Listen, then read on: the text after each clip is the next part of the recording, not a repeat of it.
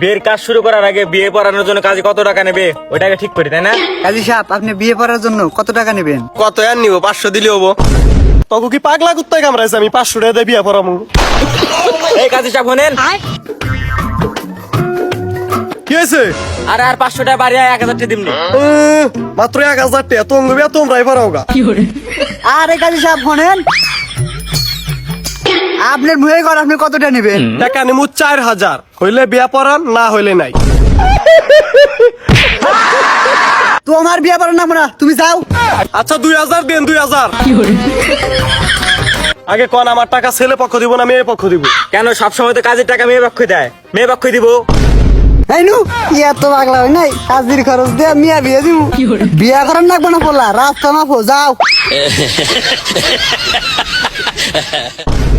জীবন ডাইবে না যাওয়ান 2000 টাকা পাইতাম, তাও পাইলাম না।